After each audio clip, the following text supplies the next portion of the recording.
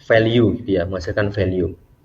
Nah, di sini otomatis kalau malam ini nanti kita akan bahas value-nya itu apa. Ya selain benefit-benefit yang lain, pastinya juga benefit dalam bentuk materi gitu ya. Nah, ini kalau aktivitas sekarang sih ya. Saya memulai usaha itu tahun 2008 di Bogor.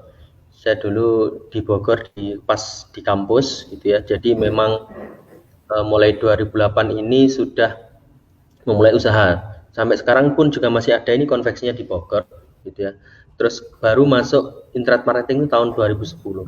Saat 2008 ini belum menerapkan internet marketing atau belum mengenal internet marketing, jadi memang saat itu masih mencari-cari ya, masih mencari-cari mentor. Kemudian 2010 itu fokus sampai singkat cerita itu tahun 2013 saya kembali ke Kediri.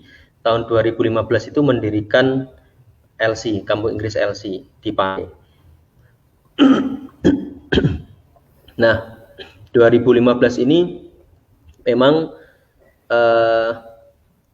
LC didirikan atas basicnya memang kekuatannya di digital marketing ya. Jadi memang full marketingnya di digital marketing. Alhamdulillah 3 tahun berikutnya 2018 itu sudah menjadi kursusan salah satu kursusan terbesar di Pare. Terus kemudian di KMS juga tahun 2016 ya, ini yang menjadi cikal bakal YouTube gitu ya. YouTube Mastery e-course saya di 2016 ini cikal bakalnya. Saat ini juga sedang menjadi CEO di PT Jago Bahasa Inspira ini tahun 2019 kemarin. Kalau dilihat bisnis saya ini rata-rata memang dimulai semuanya dari nol dan memang basicnya dari digital marketing gitu ya, dari digital marketing. Nah, ini ya nanti kita akan lebih fokus membahas tentang bagaimana membangun aset digital. Jadi memang banyak saya tidak akan membahas technical sebenarnya di sini, technical detail nanti tentang YouTube karena sesuai dengan judulnya itu bagaimana membangun aset digital. Maka nanti saya akan lebih menjelaskan bagaimana mindsetnya, karena yang terpenting menurut saya adalah mindset. Teknik itu bisa sangat mudah dipelajari, bisa dalam hitungan bulan itu kita bisa menguasai teknikalnya. Tapi kalau mindset kita sudah salah, itu nanti akan lebih sulit gitu ya untuk merubahnya, atau bisa jadi malah kita salah jalan. Nah, mayoritas orang itu fokusnya itu mengejar uang gitu ya, mengejar uang, mengejar omset, mengejar profit, sementing profit gitu ya. Kalau membuka bisnis itu, atau kalau internet marketer itu make money online bahasanya, karena mindsetnya make money, maka yang dikejar adalah uang gitu ya, kejar omset. Padahal uang itu kalau semakin dikejar dia akan semakin menjauh gitu ya bahasanya, semakin lari. Dan kita yang ngejar juga capek gitu ya, ngejar terus uangnya juga ikut lari juga. Ya, akhirnya cepet-cepetan. Kalau kita cepet ya bisa nangkep uang, kalau kita lambat ya nggak bisa. Nah, rata-rata kita akan menukarkan waktu dengan uang gitu ya. Waktu habis, energi kita habis gitu ya. Uangnya yang didapat kita juga nggak seberapa. Mayoritas kebanyakan orang melakukan itu. Nah, sebaiknya bagaimana gitu ya pertanyaannya. Sebaiknya bagaimana? Jadi memang uang itu harus dikejar, tapi ditarik gitu ya. Pertanyaannya bagaimana kita bisa menarik uang gitu ya. Jadi uang ini dia tertariknya disebut dengan value gitu ya. Semakin besar value kita, maka semakin besar daya tarik Anda terhadap uang. Nah, kalau kita bicara masalah value itu sebenarnya tentang kapasitas diri ya. Value kita adalah kapasitas diri, dan orang-orang sukses itu adalah orang yang fokus meningkatkan kapasitas diri. Kalau orang disebut orang kaya itu adalah orang yang fokus juga meningkatkan kapasitas dirinya. Nah, ini saya berikan di awal-awal, memang banyak filosofi ya nanti ya. Contohnya filosofi wadah itu ya. Ketika hujan gitu ya, hujan itu kan sumber rezeki ya, rezeki dari Allah yang diberikan kepada kita, pada umat manusia di muka bumi gitu ya. Kalau kita wadahnya kecil untuk menampung air, maka air yang semakin besar wadah, maka banyak air yang kita tampung juga akan semakin banyak. Nah, pertanyaannya bagaimana kita bisa agar mendapatkan banyak air? Maka kita cukup fokus dengan memperbesar wadah kita. Nah, wadah kita ini apa? Wadah kita ini adalah kapasitas kita, atau kalau kita bicara di bisnis ini adalah aset kita. Karena nggak mungkin kita bisa generate profit banyak atau generate omset banyak dengan secara konsisten dan stabil naik itu tanpa kita mengandalkan aset. Rata-rata kalau teman-teman itu akan cari profit, maka nggak mikir besok-besoknya gimana gitu ya. Hari ini gimana, yang penting iklan, profit hari ini ya wes gitu ya. Terus besoknya lagi ngiklan lagi, profit lagi. Jadi tidak mikir bagaimana memperbesar kapasitasnya atau memperbesar asetnya. Nah, ini istilahnya air tadi adalah rezeki ya. Jadi agar kita bisa menerima rezeki yang besar, maka ya wadah kita harus diperbesar. Wadah ini adalah kapasitas. Nah, kapasitas ini kan dalam dimensi sebuah volume ya. Kalau kita pelajari dulu di SMP atau di SMA kita ya, rumus volume itu adalah panjang kali lebar kali. Maka rumusnya untuk meningkatkan kapasitas kita itu adalah sebenarnya panjangkan ilmu kita, lebarkan hati kita, dan tinggikan iman kita. Gitu ya. Jadi memang nanti kita akan banyak belajar bagaimana meningkatkan kapasitas kita. Nah,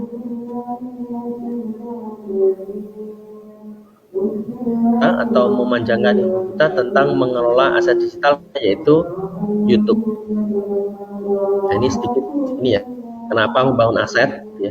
Ya karena menghasilkan passive income. Nah, ini sekilas ya tentang passive income. Yaitu dia adalah pendapatan yang diterima secara otomatis dengan sedikit persyaratan untuk mendapatkannya. Ya, jadi passive income itu banyak yang salah paham bahwa passive income itu tidur-tiduran dapat uang gitu ya. Ini bukan sama sekali seperti itu ya. Tapi cuman output yang kita hasilkan itu lebih besar daripada input waktu, tenaga, dan pikiran yang kita berikan. Nah, sedangkan kalau kebalikannya, active income itu adalah pendapatan yang kita peroleh hanya ketika kita bekerja secara aktif, menukarkan waktu, pikiran, dan tenaga dengan uang. Jadi kita harus fokus bekerja, mencurahkan waktu dan pikiran kita, itu baru mendapatkan penghasilan, maka disebut masih active income. Nah, di sini kita membahasnya tadi adalah, sekali lagi, judul kita adalah tentang passive income. Nah, pertanyaannya mengapa passive income itu penting gitu ya? Nah, banyak orang nggak tahu why-nya. Kenapa saya misalkan membangun bisnis yang kuat gitu? Mengapa saya harus membesar bisnis? Atau mengapa kita harus punya passive income? Ini penting ya why-nya di awal, karena kalau kita why-nya nggak kuat atau kita nggak punya why, ya kita nggak akan bisa, nanti teknikalnya juga akan nggak ada semangat gitu ya. Jadi ini penting banget, mengapa kita harus mempunyai passive income. Yang pertama adalah kita mempunyai kebebasan untuk melakukan sesuatu yang lebih berharga dan melakukannya karena pilihan, bukan karena keterpaksaan. Jadi kebanyakan orang itu misalkan YouTube gitu ya, kenapa kok main YouTube misalkan, rata-rata ya dalam tanda kutip mereka terpaksa karena ya misalkan kerja nggak dapat kerja gitu misalkan, terus kemudian pengen menghasilkan menjadi satu-satunya cara. Itu nggak seperti itu harusnya ya, karena kita mendapatkan passive income itu supaya bisa melakukan sesuatu yang lebih berharga, sehingga kita bisa melakukan sebuah pilihan-pilihan gitu. Terus kemudian mempunyai kebebasan waktu untuk melakukan usaha apapun yang lebih menghasilkan dan bermanfaat. Nah, ini juga sama ya. Jadi kata kuncinya di sini adalah lebih menghasilkan dan bermanfaat. Jadi kita punya pilihan. Tapi kalau kita nggak punya passive income, kita akan terjebak pada harus sehari-hari itu harus melakukan yang namanya active income. Terus kemudian bisa memaksimalkan waktu untuk melakukan hal yang lebih produktif, untuk meningkatkan skill, kapasitas diri, dan bermanfaat untuk orang lain. Ini hampir sama dengan nomor 2 tadi ya. Jadi kalau kita udah punya passive income gitu ya, maka hari-hari kita itu bisa untuk meningkatkan kapasitas diri. Kita untuk bisa meningkatkan skill, misalkan belajar sehari itu kita ada targetnya belajar ini macam ya. Terus kemudian kita mau bermanfaat untuk orang lain apa, misalkan itu organisasi apa gitu. Terus misalkan untuk ikut kegiatan sosial apa. Kemudian melepaskan diri dari rutinitas yang begitu terus, tidak menantang dan kurang memberikan pertumbuhan nilai yang lebih besar. Ya, ini juga masih related ya, 1, 2, 3, 4 ini masih related. Jadi memang passive income ini goalsnya adalah supaya kita nggak terjebak rutinitas gitu ya. Bukan kita malah bersantai-santai gitu ya, bukan sama sekali, bukan itu gitu ya. Mendapatkan passive income bukan berarti tidak melakukan apapun. Nah ini ya dijelaskan, berlibur lalu tidak melakukan apapun itu akan membosankan dan nggak akan bertahan lama. Ini juga kebanyakan orang motivasinya salah, bahwa passive income nanti kalau udah passive income banyak, dia akan santai-santai, bisa tidur-tiduran dapat uang. Nah ini mindset yang kurang tepat. Jadi memang kalau kita mendapat passive income, misalkan kita mau liburan, kalau liburannya berkualitas, maka orang yang mindsetnya bagus, maka liburan ini digunakan untuk menambah experience, ya, untuk melakukan passion kita apa. Dan yang paling penting adalah untuk mendapatkan ide-ide kreatif yang itu bisa meningkatkan, balik lagi, meningkatkan kapasitas diri kita, meningkatkan value diri kita. Karena kembali lagi ya, uang itu tertarik kepada orang-orang yang memiliki value gitu ya. Orang-orang yang mempunyai kapasitasnya sudah siap menampung rezeki yang lebih besar. Nah, ini ada sedikit cerita ya, pengalaman saya dalam membangun aset digital di YouTube itu. Pertama terjun di YouTube itu tahun 2013, saat itu masih baru mengenal, kemudian nyoba-nyoba berbagai macam strategi dicoba. Dan saat itu YouTube itu masih sepi, nggak seramai sekarang ya. Kalau sekarang sudah artis-artis sudah pada masuk di YouTube. Kemudian 2 tahun berikutnya, tahun 2015 itu selama waktu 2 tahun trial error, sudah mulai menemukan pola, ngerti algoritmanya bagaimana, arahnya seperti apa, faktor-faktor apa yang mempengaruhi video kita bisa viral. Saat itu satu channel itu menyentuh 60 juta ya, 60 juta per bulan. Tahun 2015 itu saya masih sendirian, belum ada tim di YouTube maksudnya, di khusus YouTube-nya. Biasanya setelah aktivitas di kampung Inggris tadi, di malamnya itu saya riset dan segala macam, ya, sampai menghasilkan kondisi seperti tahun 2016. Kemudian tahun 2016 itu saya mulai memberanikan membentuk tim, merekrut yang pertama itu 2 orang sebagai posisinya video editor.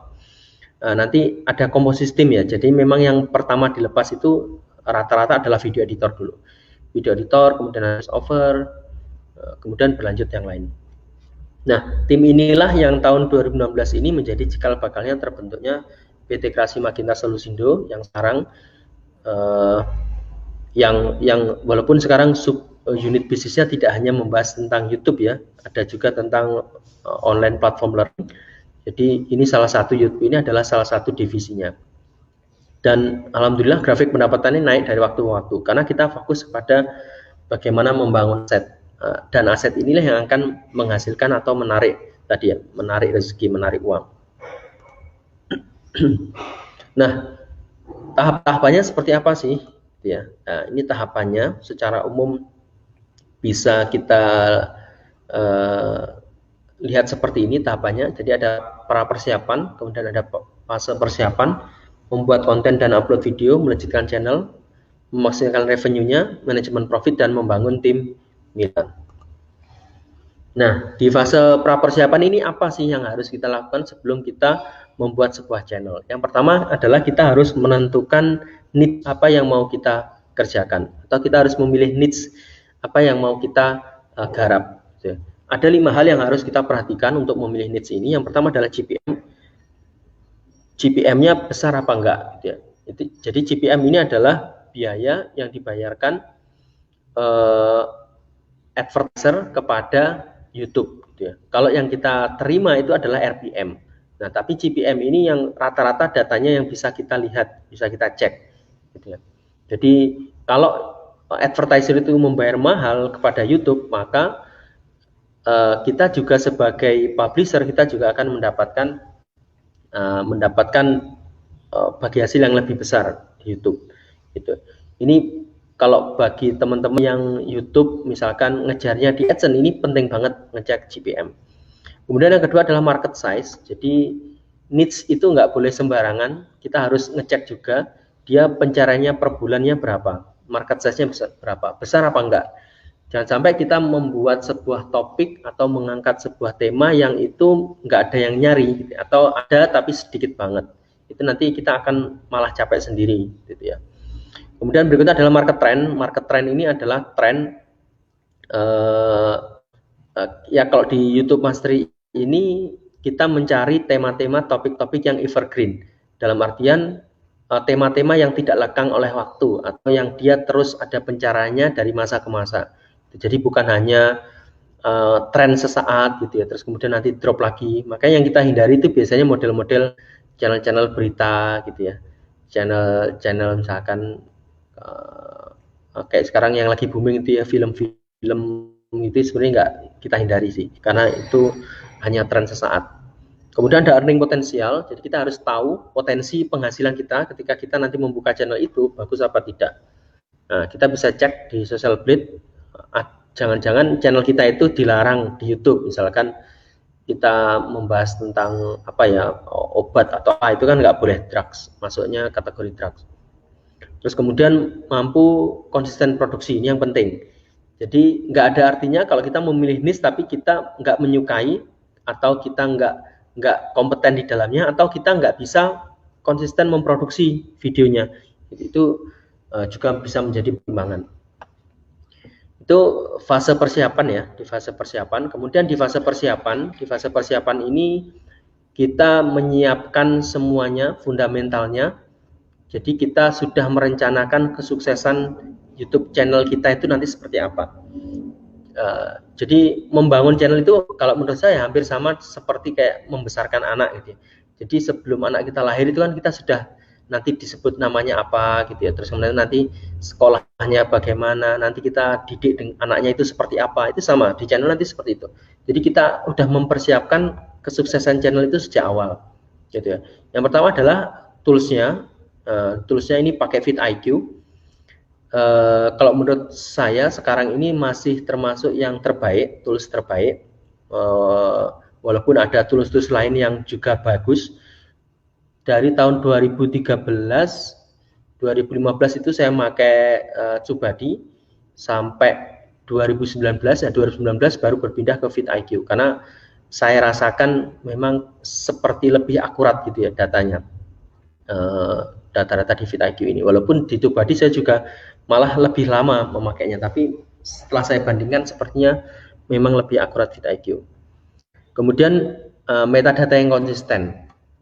Nah, ini yang sering kali tidak dipahami oleh teman-teman di ketika bermain di YouTube. Jadi gunanya apa sih metadata yang konsisten? Kalau metadata itu kan di YouTube ada namanya channel keyword, kemudian ada judul, deskripsi, tag gitu ya. Terus kemudian playlist.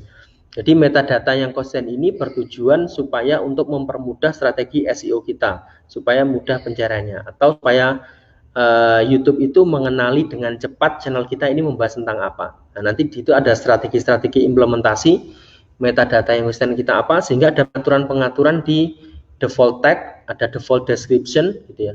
Itu penting dan itu fasilitas yang disediakan oleh YouTube, dan rata-rata itu YouTuber itu tidak memahami fungsi itu sehingga rata-rata default tag sama default description-nya dikosongi.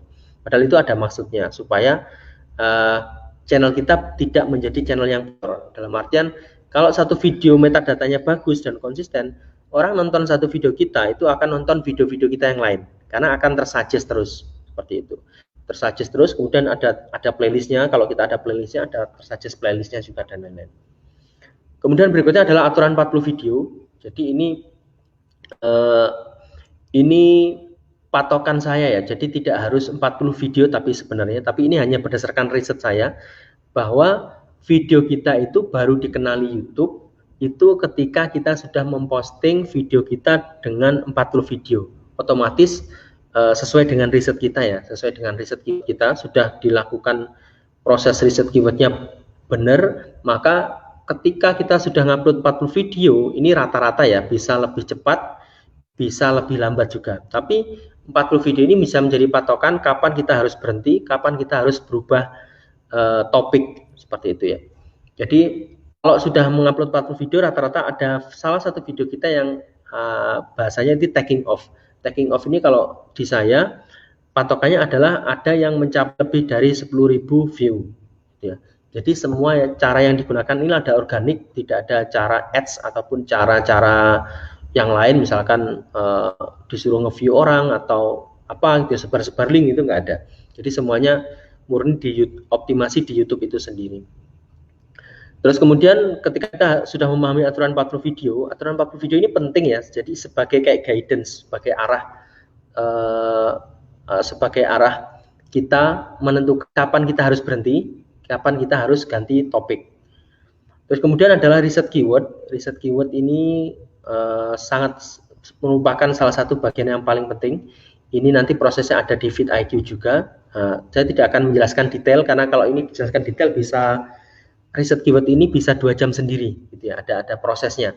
Jadi di riset keyword ini nanti outputnya itu adalah kita mendapatkan channel keyword, kita mendapatkan default tag, dan kita juga mendapatkan playlist dan juga calon judul-judul untuk video kita.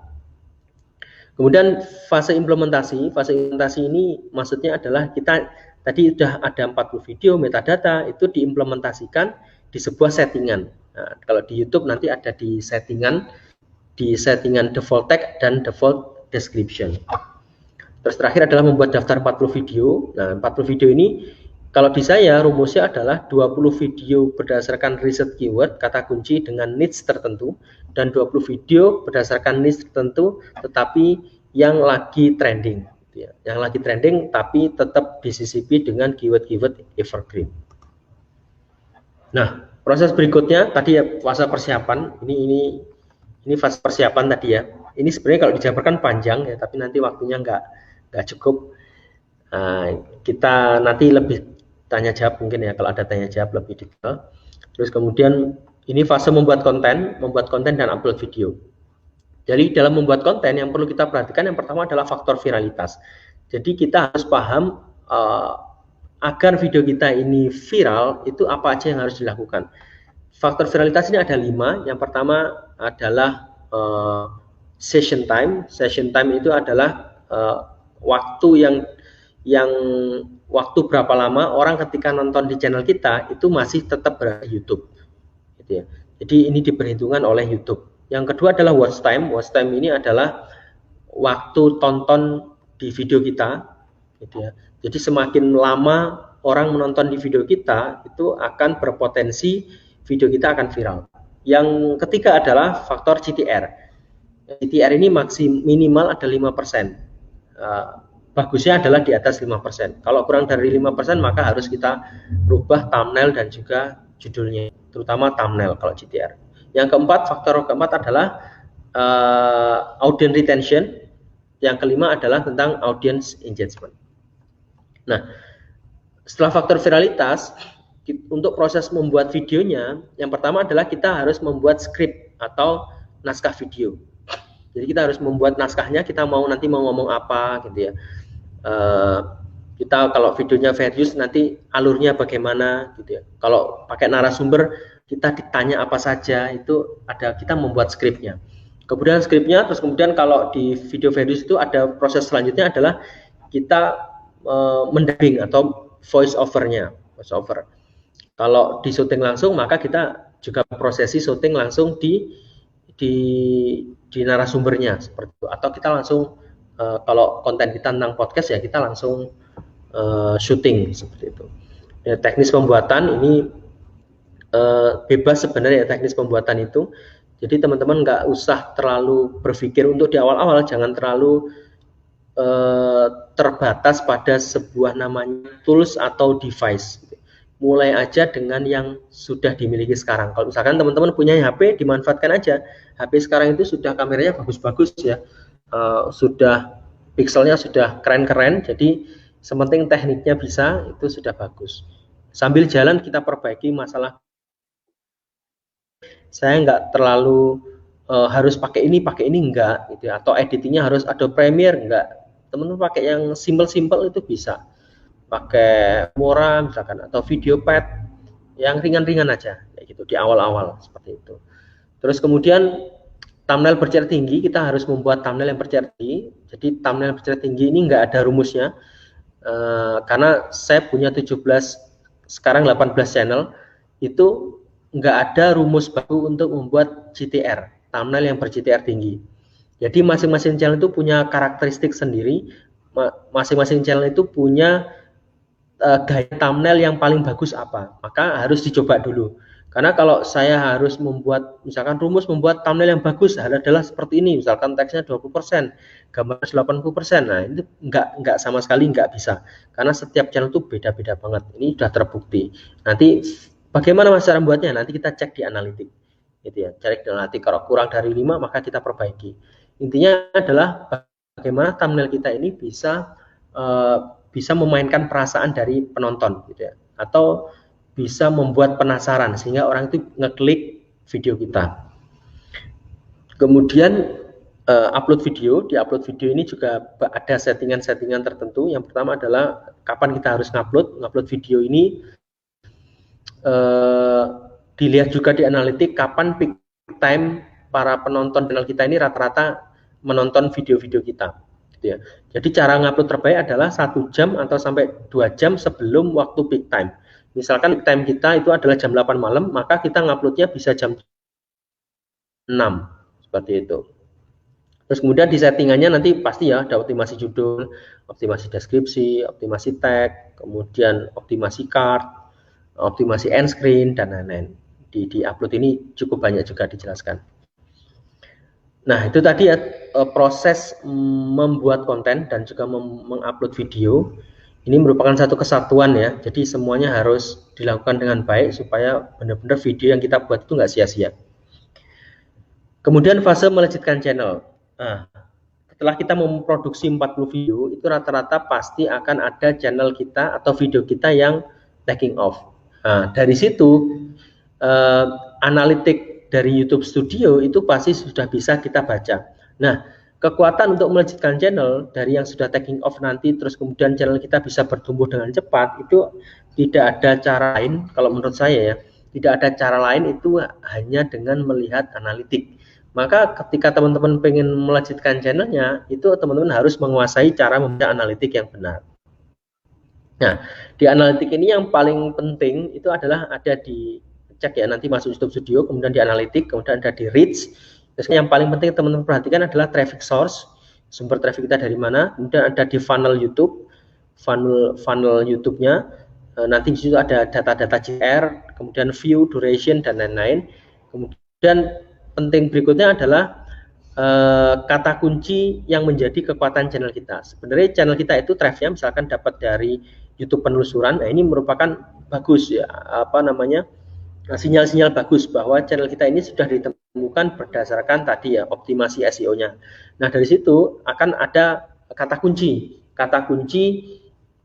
yang menjadi kekuatan channel kita. Nah untuk melejitkan channel ini kita hanya berfokus berikutnya memproduksi video-video yang menjadi kekuatan channel kita, yaitu yang sesuai dengan keyword yang ada di YouTube analitik kita.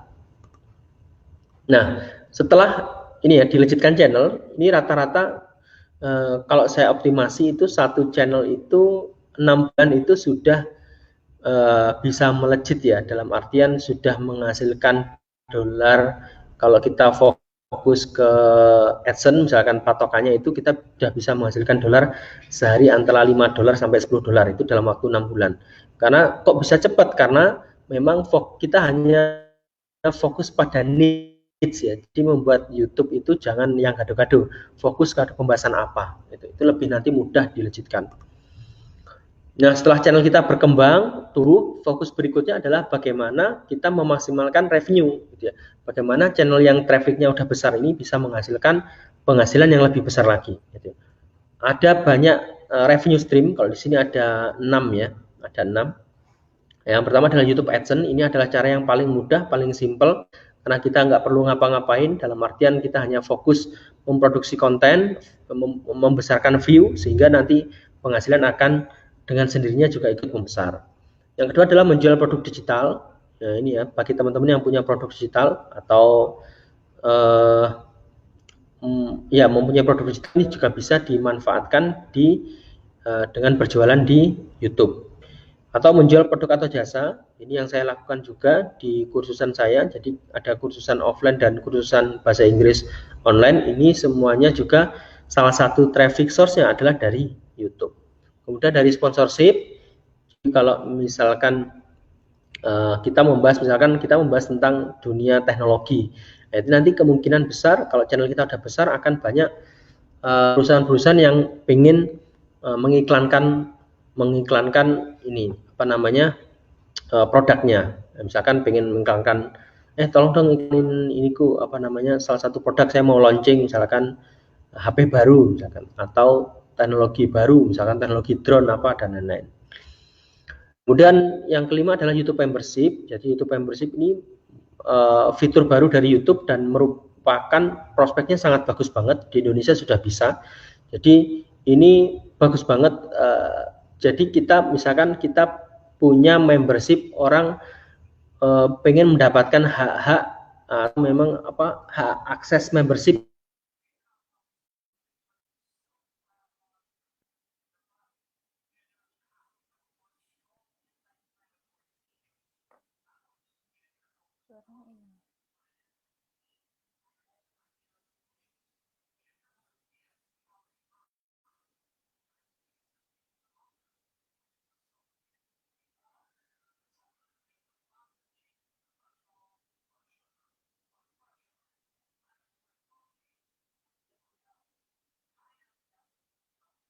Channel kita misalkan taruhlah channel kita ada 500.000 subscriber, 1%-nya aja yang dia menjadi membership kita berarti berapa? 500.000, 50.000, 5.000. Ada 5.000 dikali 15.000. Nah, dan per bulan dan itu per bulan. Terus kemudian membership ini juga ada tingkat-tingkatannya ya kan. Ini tadi yang paling basic 15.000. Nanti misalkan yang medium kita setting harganya 20.000 per bulan. Kemudian nanti yang member platinum misalkan bahasanya itu kita beri nama platinum, itu bisa misalkan terserah teman-teman mau pakai harga berapa, misalkan 50.000 atau 100.000 per bulan gitu kan. Keuntungan buat member apa? Dia akan mendapatkan akses materi-materi premium atau tadi ya mendapatkan badge loyalitas atau emoticon khusus. Dan yang terakhir adalah affiliate. Ini bagi teman-teman affiliate marketer, ini juga sangat bisa memanfaatkan YouTube ini sebagai salah satu sumber traffic untuk affiliate.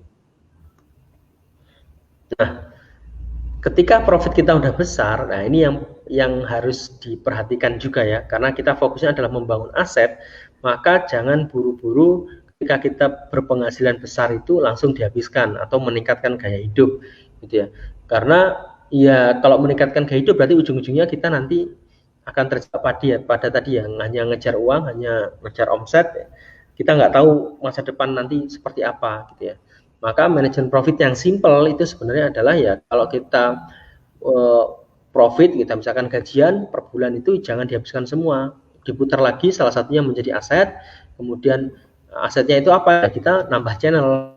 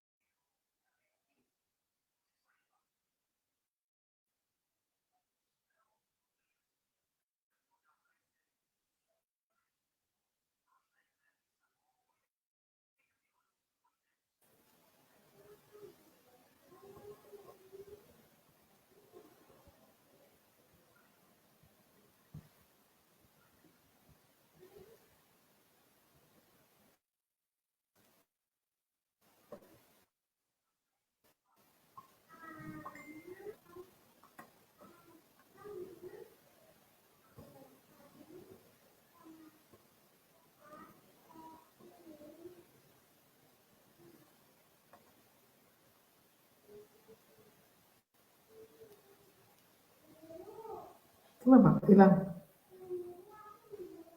Iya, hilang.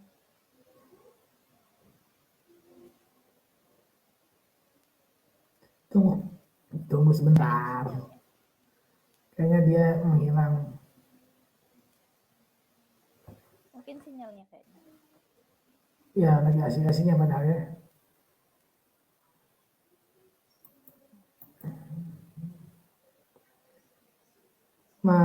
Mas Randi. kita lihat dulu ya. Mbak Rifa, Dalam. Ya, dari tadi obrolan tentang YouTube, sampean ngerti? ya sedikit ngerti sih. Cuman Sedikit. memang nggak bahas teknis ya. Ini kan memang general. Iya, lebih ke mindset ya. Mm-mm. Lebih ke mindset orang itu kan pengen instannya aja. Ternyata untuk membangun YouTube tuh perlu kerja keras banget. Iya banget. Perlu teknik-teknik tertentu. Dan Mas Fandi tadi ngajarin kita bagaimana caranya membangun dari nol. Dari nol itu kan berat. Dari Iya nol betul. sampai ke beberapa video, terus dia gak ngajarin videonya mesti apa pakai Adobe Premiere gitu. Lebih ke rutin, lebih ke konsisten gitu ya. Ternyata teman-teman juga eh, di Indo itu banyak loh pemain YouTube itu banyak banget. Banyak banget pemain YouTube itu. Tapi kayaknya kendalanya memang konsistensi ya. Tunggu Mas ya, Randi coba sendiri kita sebenarnya dulu. gitu sih. Gimana? Ya kendalanya kalau nggak salah sih rata-rata konsistensi bikin video. Iya. Jadi permasalahan teman-teman tuh biasanya kan di konsisten video membuat rutin. Minimal sehari satu video aja itu kan udah berat sebenarnya. Iya. Dari mulai Apalagi memikirkan konten, konsep, moodnya naik. sampai bisa menghasilkan satu video.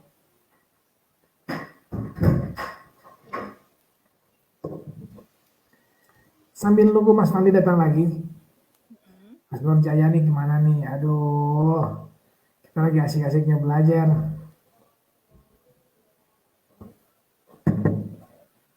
Kalau Ustadz Fahmi sendiri ada channel YouTube enggak? Ada, channel YouTube-nya Ibnu aja. Nggak punya. Saya nggak punya channel YouTube, Mbak. Saya nggak punya channel Kebetulan YouTube. kan aku ada, cuman memang udah setahun nggak aktif. Jadi ya itu kendalanya memang mager ya. Maksudnya moodnya kalau begitu moodnya hilang itu udah agak masuknya lagi tuh agak susah ya. Iya. Mungkin teman-teman ada yang mau bertanya nanti ke Mas Iya, Fandi, monggo. kita dipersiapkan dulu pertanyaannya karena Mas Fandi mungkin lagi prepare ya. Tadi ada jaringan terputus, mungkin mati lampu atau kita nggak tahu kemana. Tapi siapkan dulu pertanyaannya ya. Mbak Rifa, kalau Mbak Rifa ini kan YouTube-nya dia channel apa? Ya, Ini pribadi. siapa? Oh, itu tutorial craft. Craft, gitu ya. Tutorial sama crafting. Kalau awal-awal kan aku tutorial kayak PowerPoint ya. Sebenarnya di luar dugaan sih awalnya channel tak pikir itu tujuannya itu giliran ya. Tapi kok viewersnya banyak gitu. Maksudnya di luar dugaan. Tapi giliran yang kalau menurut saya itu saya kira oke. Tapi ternyata viewersnya sangat sedikit. Iya. Mungkin perlu dianalisis lagi kali channelnya ya. Saya tuh Iya, satu makanya. satu mainan yang nggak pernah saya sentuh. Saya dari tahun 2010 ya, bisnis online itu 2010 sampai sekarang 2021, 11 tahun saya bisnis online. Itu Nggak cuma pernah. YouTube yang nggak pernah saya sentuh loh. Iya. Cuma YouTube yang nggak pernah Kenapa? saya sentuh. Kenapa nggak main YouTube? Alasannya lucu. Karena dulu waktu mulai itu pakai GPR, jaringan GPRS itulah pokoknya, Ya, fleksi. Jaringannya jaringan jadul banget gitu kan. Saya di kampung banget. Jadi untuk main YouTube tuh mikir dua kali dulu. oh Ya. uploadnya ya. Iya, untuk upload YouTube dan sebagainya itu mikir dua kali. Karena memang hidup di kampung, internet aja susah gitu. Nah, akhir-akhir ini kan udah mulai jaringan karena memang udah nggak main YouTube dari dulu ya sampai sekarang udah nggak main. Kalaupun ada beberapa konten video itu hanya kebutuhan SEO aja, Oke. kebutuhan SEO saja. Wah, sempat keluar ya tadi. Iya. Ya kemana Mas? Aduh lagi asik-asiknya jelasin ini. Dari mana tadi ya? Materi mana ini? Atau udah selesai ya? Ikhtiar langit udah selesai belum Mas ya tadi sampai ini ya? Belum. Tadi saya jelasin tentang itu Mas. Oh, mulai udah sampai berapa lama ya tadi keluar? Kerasa sampai ngomong sendiri berarti saya tadi. Tadi sih masih ke itu ya, melejitkan channel. Ya, tadi saya ngomong sendiri tuh ya. Oh, melanjutkan channel udah panjang berarti udah lama berarti ya? Ya, itu melanjutkan channel Mas. Sampai situ. Gimana Mas? Lanjut lah ini. Ya, Lanjut. Oke. Kita sampai jam 12 Mas. Sorry. Masih sini. Ini udah belum ya? Yang ini. Nah, Revision stream. Ini udah Mas ya? sudah. Iya, ini terakhir ya yang. ini terakhir. Oh, ini ya. Berarti ini ya manajemen profit ya? Nah, Wih, yap, itu. udah panjang berarti saya ngomong sendiri tadi ya. Panjang banget. Oke, siap. Oke. Sorry teman-teman, tadi tiba-tiba saya nggak sadar juga ini tiba-tiba udah keluar loh. Udah selesai kok pada diem gitu kan. Oke, lanjut. Di manajemen profit, jadi saat profit kita mendapat penghasilan yang besar itu jangan langsung dihabiskan gitu, atau kita langsung meningkatkan gaya hidup kita, bukan. Karena kita fokusnya adalah membangun aset, maka kita harus sebagian penghasilan kita itu dimasukkan untuk membesarkan kapasitas kita, itu meningkatkan membesarkan aset kita. Maka dengan cara kita bisa menambah channel, bisa menambah tim, atau kalau metodenya itu bisa scale up ataupun scale out. Kalau scale up itu berarti kita menambah produksi konten kita dalam satu channel. Misalkan kalau satu channel itu produksi sehari satu video, upload sehari satu video, maka kita bisa tambah sehari itu 2 gitu ya. Atau pakai metode scale out, kalau misalkan satu channel itu sudah menghasilkan 10 juta misalkan per bulan, kita bisa menambah lagi channel yang kedua dan seterusnya gitu. Ini juga belum ya berarti ya, membangun super tim ya? Belum. Oh iya. Oke, siap, Mas. nggak apa-apa. Oke, siap. Nah, membangun super team jadi gini, jadi memang kita itu nggak ini ya, dalam artian kita tuh nggak bisa apa-apa tanpa tim gitulah istilahnya, mindsetnya kita seperti itu. Jadi saya yakini bahwa seorang single actor itu tidak akan bisa melakukan hal yang luar biasa gitu. Mungkin bisa, misalkan kita sering nonton Superman gitu ya, Batman gitu ya, tapi itu pun fiksi, nggak ada di dunia nyata gitu ya. Kalau di dunia nyata, mau nggak mau, ketika kita ingin menghasilkan sesuatu yang luar biasa, ketika kita ingin menghasilkan value yang itu bisa bermanfaat buat konsumen, maka mau tidak mau kita harus membangun tim. Ini stepnya, simpelnya di sini ya, tetapkan visi. Yang pertama adalah menetapkan visi. Jadi yang sebelum kita membangun tim, yang harus clear di kita adalah kita harus mau ngapain sih? Kita harus membuat visi. Visinya adalah visi yang bisa menyatukan, karena tim ini terdiri dari berbagai macam, banyak orang, ada banyak kepala, banyak beda-beda pemikiran juga, maka harus ada satu yang menyatukan, yaitu visi kita. Terus kemudian berikutnya ada rekrutmen. Jadi ketika visi sudah jelas, kita baru rekrutmen, jangan sampai dibalik. Jadi kita baru merekrut orang dulu, terus kemudian ketika udah terekrut bingung, mau ngapain Mas, ditanya. Wah, saya juga bingung ini mau ngapain gitu ya. Jadi yang pertama adalah kita visinya dulu jelas, baru rekrutmen. Kemudian kita pakai metodenya OKR untuk manajemen goals, manajemen performance, itu pakai OKR, Objective Key Result. Kalau dulu teman-teman mungkin mengenal bahasa KPI gitu ya.